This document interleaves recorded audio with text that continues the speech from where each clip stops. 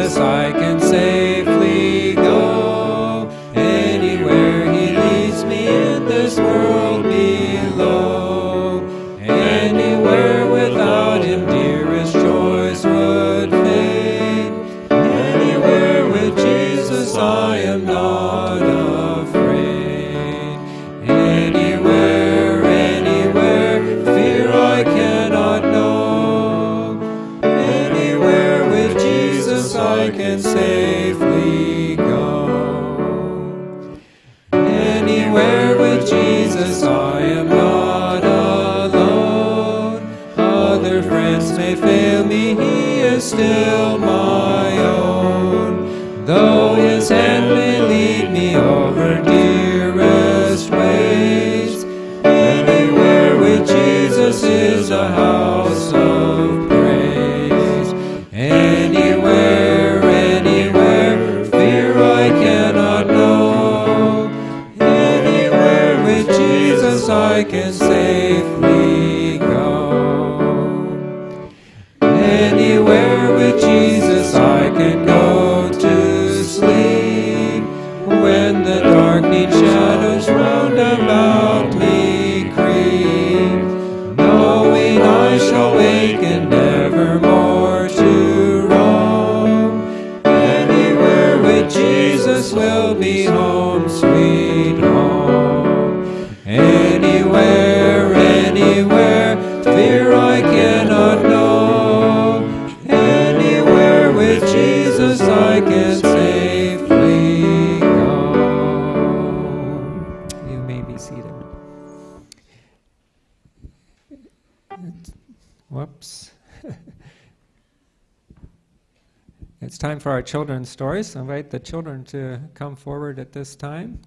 I'm trying to get this music to work, but okay. Anyway, if the children will come forward at this time, the pastor has a story for you.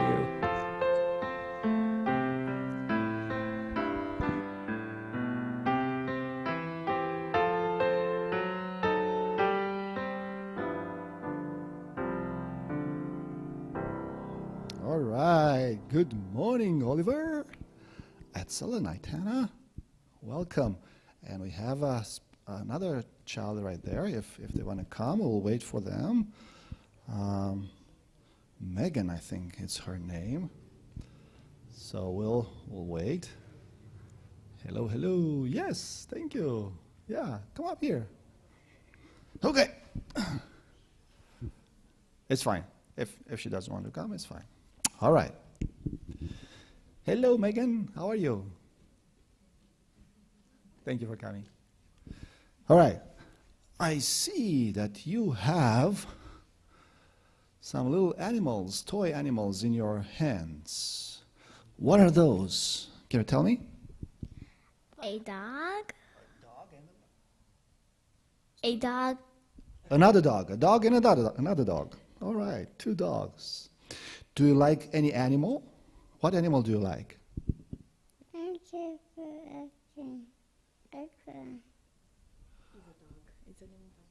Okay, it's a name of a dog. All right, good. We don't know that dog, but maybe one day we will. All right? Okay, maybe you'll bring a picture for us. Oliver, I'm not sure what his favorite animal is. He likes dogs too. He likes dogs too. All right. Yes. We all like dogs. Anybody likes cats here? All right. Yes, I know. There are some people who like cats. Well, I'm going to tell you a quick story about 5 animal friends. And their name was Percy the peacock. Do you know what a peacock is? A bird with beautiful feathers. Has beautiful long feathers. And blue, green, and a rainbow of colors. All right, very, very beautiful. All right, and then so Percy the peacock, Eddie the elephant, Sam the squirrel, and Milo the monkey, and their friend Bella the bunny. So this bunch of animals were all friends, and they were so happy and joyful all the time. And they were living in Joyville town. All right? So one day, Eddie the elephant comes and says, with his big trunk, "Ooh, look at this trunk, how big it is. I can do so many things. I sing at bass. I can do other things. Take some water and spray it and use it as a shower. I can spray other people too. I can work for fire department too. I can break with my powerful trunk. I can break this tree." And while he was talking, he started pulling that tree. But the tree was too thick. And he got stuck. And he got embarrassed because he hurt himself trying to pull the tree out. So, without saying too much, Eddie the elephant left. And then Sam the squirrel said, "Oh, look, I am the fastest of the bunch." And he started running. You know, have you seen squirrels? How they jump in trees and then go on fences and then on the houses, and they jump and they look always, they're always looking for something. Squirrel, squirrel, squirrel, squirrel, squirrel. What, where? And the squirrel said, "I'm the fastest of the bunch," and started running. And when he was preparing to make a jump, he lost his footing, and he fell, and he hurt himself. And sadly, he went away. Milo the monkey comes, as a monkey does, and starts pumping his chest. Says, "I can jump from tree to tree. Hello, hello." And he started jumping from trees to trees and branches to branches until one branch, who was rotten, cracked, and he fell again. Do you think that he liked it? No, he didn't like it. And then there was Bella the bunny. "I have some big teeth, the biggest of the town. I like carrots a lot. I just munch everything. Look, this carrot, I'm going to just munch it right away." And he puts his teeth in. But this carrot was a very old one, a big one. And all of a sudden, the bunny says, "I'm going to go to the dentist tomorrow." Uh-oh. Uh-oh. You know, Percy the peacock was the only one who looked at them from the top and he said, "Oh, you foolish ones. I'm the only one who deserves the praise, the most beautiful one." And he spreads his tail and his feathers very nicely. And while he was doing that, a big storm came and kind of took half of his feathers away. The next day, our friends meet together in downtown of the Joyville city. Not just joyful because they're all limping and coming from the dentist or looking for their feathers. And they go and find Oscar the wise owl. And looking at them, Oscar the wise owl said, "You know what? You guys have been blessed with all these things that you have. Okay?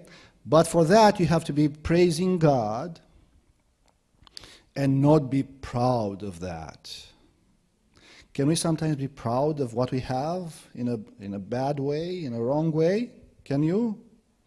Can we be proud of what we have and what we do? "Who's stronger than me?" says the elephant. Well, the tree was stronger. You know, the Bible says in Proverbs chapter 16, verse 18, that pride goes before destruction or falling. All right? So, as the owl said, we have to be thankful to God and use our gifts to bless others. Thank you for paying attention. You may go to your places.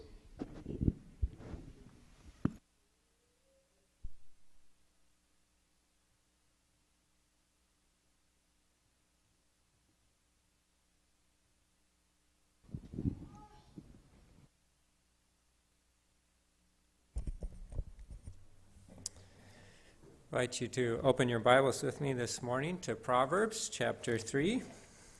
verses 5 and 6, Proverbs chapter 3, verses 5 and 6. And I'll be reading from the New English Translation this morning. Trust in the Lord with all your heart, and do not rely on your own understanding. Acknowledge him in all your ways, and he will make your paths straight. May the Lord bless the reading of his word.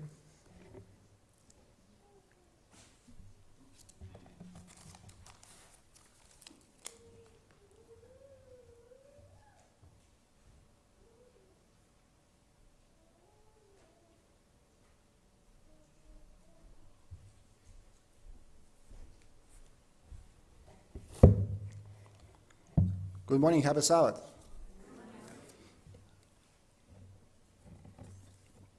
Many of us know what LLC means. Do you? Do you know what an LLC means? In the business world, what LLC means? What it stands for? Limited Liability Company. Okay? LLC stands for Limited Liability Company.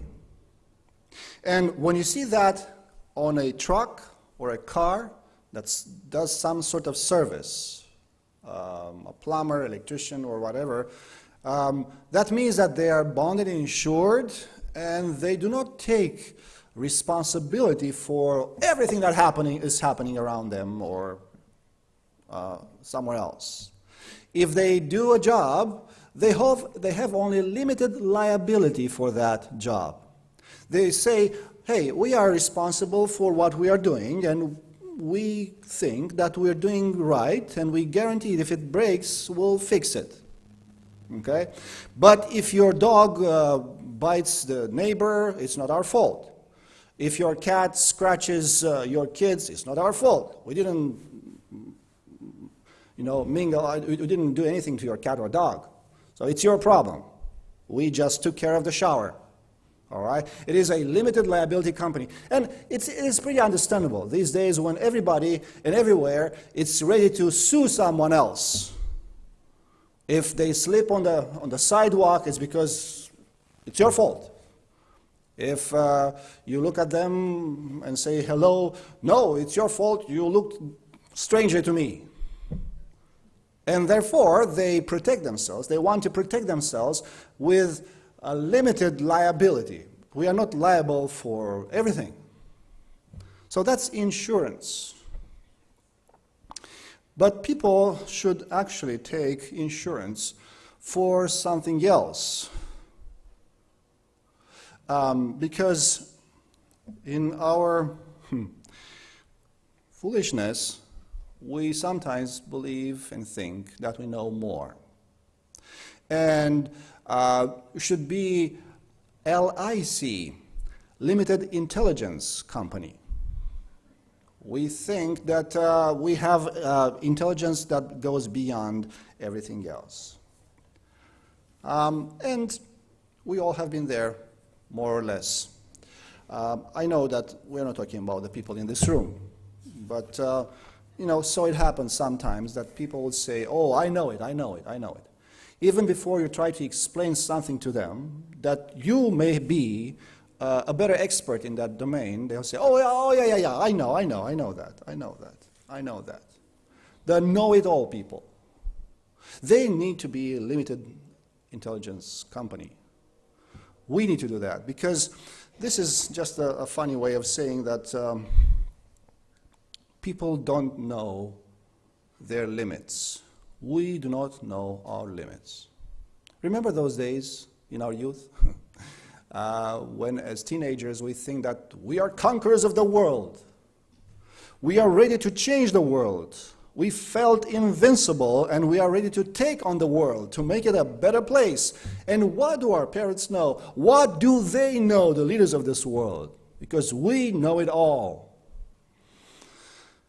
As we age, we start to realize things. At first, we start to realize, hey, parents, maybe they had a point when they said what they said. Maybe they had some experience. And then when they have kids, when we have kids, we realize, you know what? They always were right. They knew what they were talking about. As human beings, we start with a wide screen. Have you seen those wide, big screen televisions? Different big ratios, 16 by 9 or 32 by whatever they are. It's like a cinema, like a movie theater. That's how we start in life, with a big movie theater in our mind and think, oh, we know all in this world. And the more we grow, that screen starts to get big, smaller and smaller and smaller, until it becomes just like one of these phones. Okay. And then later on becomes like a microscope. And then you realize that you know that you don't know. And that's the beginning of wisdom. When you know that you don't know. I had a chance to interview a member of this church from a different place, 96 years old, and this was his mantra. He repeated it a couple of times and said, that's my philosophy of life. Only when you know, when you begin to know, to realize that you don't know, that's when you actually start knowing. We as humans, we do not know. And have you seen? How many of you have played with a camera? Anybody played with the camera? And there is that zoom that you play with. And the professional photographers, they do this kind of thing before they actually prepare for a shoot. They put their fingers like this, and they try to find the right frame, framing the shot. All right? So they put their fingers like this because they want to make a square or a rectangle to see how the shot is going to look. Because with their shot, they want to say something, they want to catch a certain aspect of what they are seeing. Okay? But what they are catching into that is just a part of the whole. We have a very short, narrow frame camera when it comes to intelligence. We look at our frame and say, oh, that's the perfect shot. I have the best idea about this. Only that if you widen up a little bit more, you see the details. Many times in our life, we go through things, through events, and we look back, boy, was I lucky. But if we can just widen the camera, we can just widen the screen and look at what was happening and how God has sent His angels to protect us, only then we'll realize that we are just LIC, Limited Intelligence Company. And whatever intelligence we have is not because we acquired it somehow, because we have been blessed to go through different things and God has led us there. We are still in Proverbs, and thinking about this, I jotted down a few verses that I wanted to read for you that speak about the limitation of us human beings. In Proverbs 16, verse 9, it says, "The heart of man plans his way, but the Lord establishes his steps." Who establishes human steps? Who? The Lord. But we make plans. We think, oh, I'm going to go do this and do that and do that and do that. In our youth, we make plans, big plans for life. How many of us still have some bucket lists? How long are those lists? In Proverbs chapter 20, verse 24, it says, "A man's steps are from the Lord. How then can man understand his way?" No, we don't understand. We better just follow the lead because He knows where He's leading. Sometimes our choices are not that well appointed, not the best choices. Proverbs 14:12 says, there is a way that seems right to a man, but its end is the way to death. Unfortunately, that's the limited intelligence company that some people belong to. Bad choices lead to bad results many times, most of the times. And only by the grace of God, those results can be turned into a blessing of some nature. Proverbs 19:21, it says, many are the plans in the mind of a man, but it is the purpose of the Lord that will stand.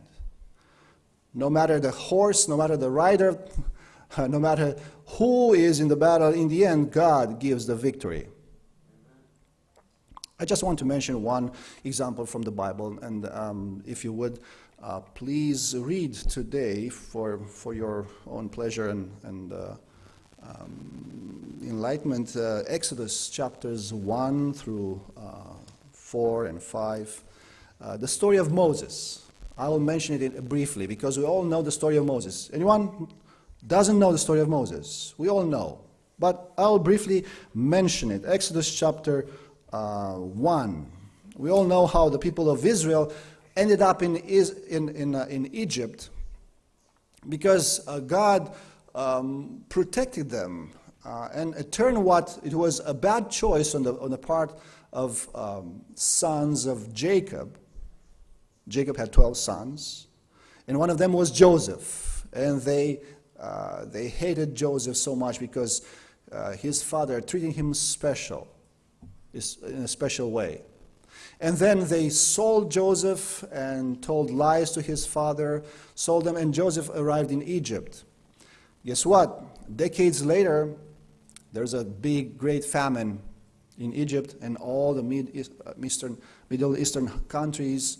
And Jacob sends his sons to Egypt because Egypt had food, and that only because their brother has been sent by God through their hands to actually take care of that.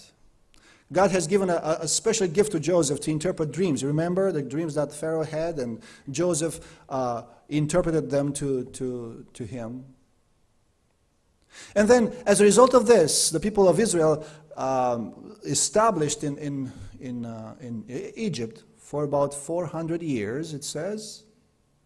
And then another Pharaoh who didn't know Joseph, who didn't know why they were there, he wanted to destroy them. He wanted to destroy them because he was afraid. That's what fear does to people. Whatever we don't understand, whatever scares us, puts us in motion and to fight against that situation. And among those people of Israel, here comes Moses.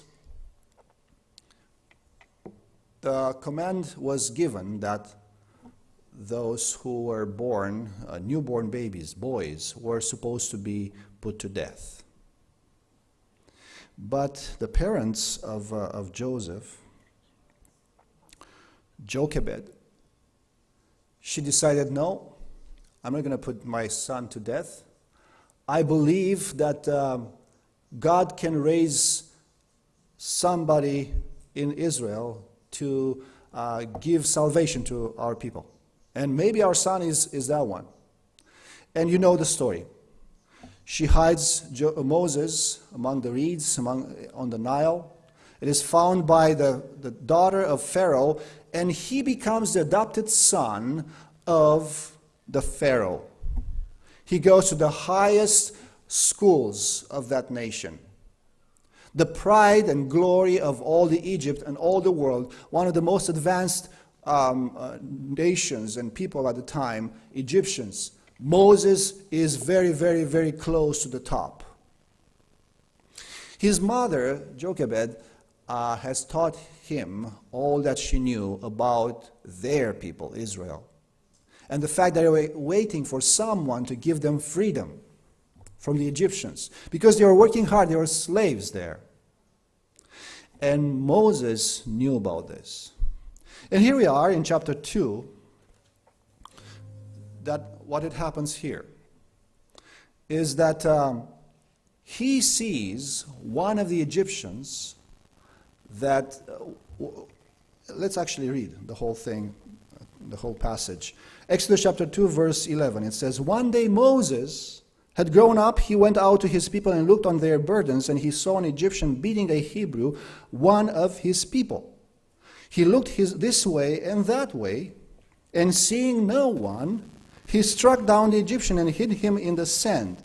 When he went out the next day, behold, 2 Hebrews were struggling together. And he said to the man in the wrong, 'Why do you strike your companion?' He answered, 'Who made you a prince and a judge over us? Do you mean to kill me as you killed the Egyptian?' Then Moses was afraid and thought, 'Surely the thing is known.' When Pharaoh heard of it, he sought to kill Moses. But Moses fled to Pharaoh and stayed in the land of Midian, and he sat down by a well." Moses is the prince of Egypt. He is supposed to take over to being a Pharaoh after the present Pharaoh passes away. And he thinks that he knows how God intends to actually extract his people from the Egyptian slavery. He knows exactly. And that's why he goes and punches and kills the Egyptian who was maltreating his fellow countryman, an Israelite. Did he actually know? Did he actually know what God wanted from him? He had an idea, all right? But here it is what Ellen White, writing about this experience, says. In slaying the Egyptian, Moses had fallen into the same error so often committed by his fathers of taking into their own hands the work that God has promised to do. Remember about Abraham? His father, Moses' father, great-great-great-grandfather, okay? God promised him that he will give him a son. What happened? Hagar happened, yeah. And Ishmael happened. But it was not God's plan. As a result, today in the world, there's a group of people who are still claiming Abraham, as the Jews are claiming Abraham as father, and between them there is no love. Because one man did not wait on God, because God has given him a promise, and he took the matter in his own hands. Moses the same.